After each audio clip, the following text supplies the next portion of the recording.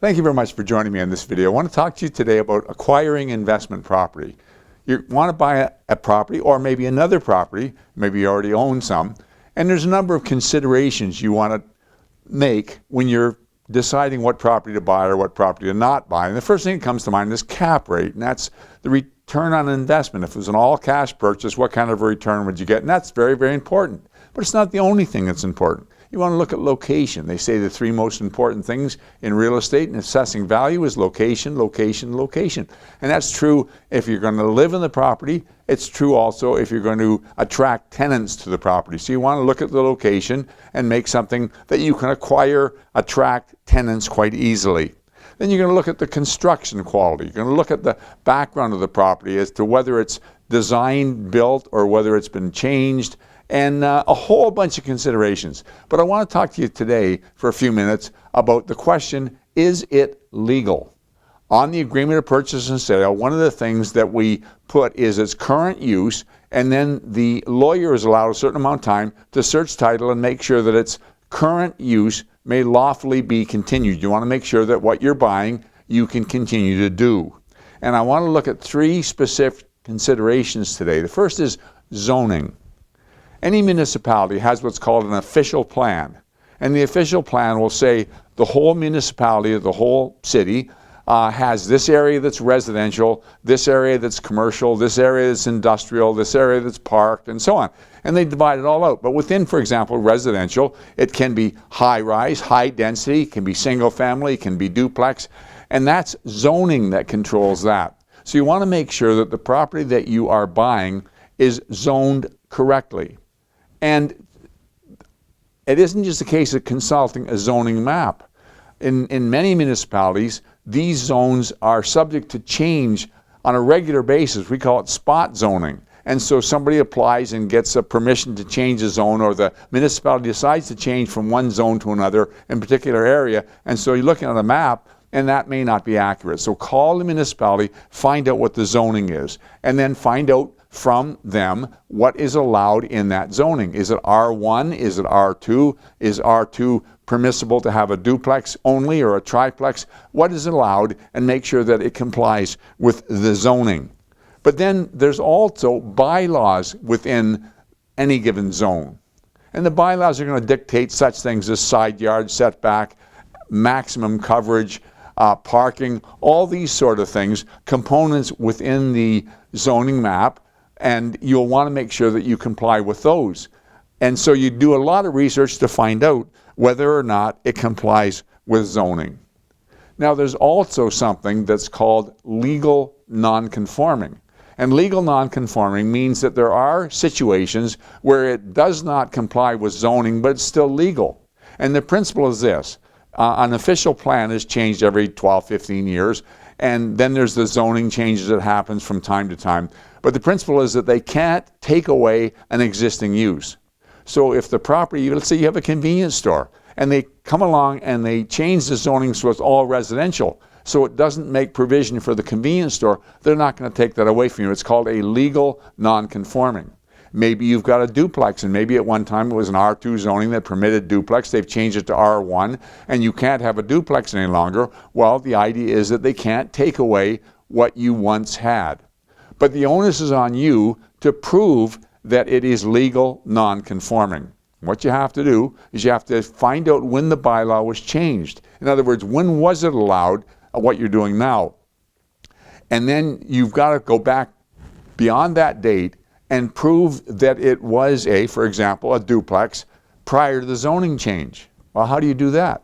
Well, if you're buying the property and the owner owned it since prior to the change in the zoning, he can attest to that and you're fine.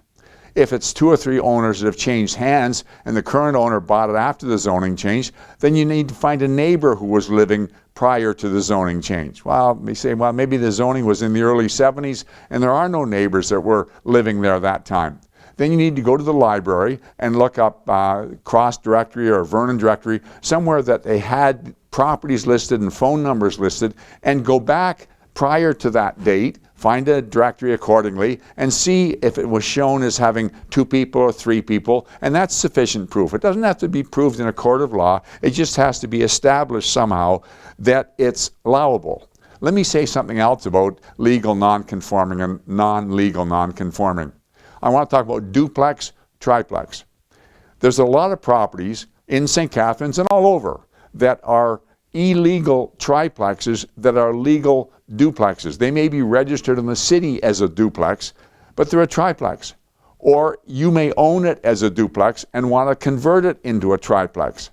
Now, it could possibly be that the zoning permits triplex, but that still isn't sufficient, because if you're changing it now, if it's registered with the municipality as a duplex and you're changing it to a triplex, you have to conform to the bylaws of today. So the parking, the side yard, the setback, all these things have to conform to today. What I'm saying, though, and I want you to understand, is that if it is in a zone that's zone triplex or at least zone duplex, there's lots of multifamily units. And the municipality has said, we're not proactive, we're reactive. In other words, we're not out looking for trouble, but we have to act on complaints. And if you're in an area that's already multifamily, the chances are everybody's going to be fine with 3-unit or 2-unit in that particular area, and you can own it for years and years and years. So understand when you're buying it what it is, and if it is zoned for a duplex or a triplex and the city doesn't show it as that, that may not be a deterrent to owning it. But understand too, you get a dispute with your neighbor wants to lodge a complaint, the municipality has to act on it and shut you down. So beware of that. And then the third thing I want to talk to you about briefly is granny flats or ancillary dwellings. The province of Ontario, some time ago, recognized that there were two problems. One problem, there was many people who were house rich and cash poor. They lived in properties that were worth a lot of money, but they had a fixed income, maybe a fixed salary or a pension, and they had a hard time making ends meet. At the same time, they recognized the shortage of housing in the province. So they overstepped all the zoning and bylaws, well, not the bylaws so much, but the zoning in the municipalities across the province, and they passed legislation allowing ancillary dwellings in any zone. And so you could have a single-family home zoning and put an apartment in your basement. Understand, though, at the same time, the municipality still had the control for bylaws, and for example, they may have had a bylaw that it couldn't be beyond a certain number of square feet. They can restrict it to some extent, but these properties sprung up all over because there were so many people that needed the additional income. And often you could see these situations where you actually walk through part of the owner's house to get to the apartment, and that was allowable. Where there was only a single driveway and they parked one behind another, and that was allowable. And so it didn't become a duplex, it didn't become a legal duplex, but it became a functional two-family dwelling as long as the owner lived in the property. And that's the catch.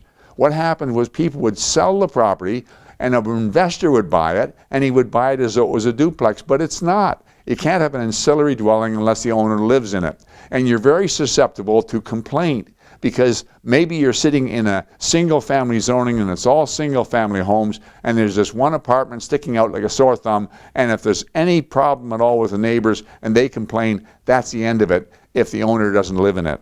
And I will say this about some of the relaxed zoning about parking and access and so on. One thing I'm very strict about, though, and you need to be too, and that's fire retrofit legislation.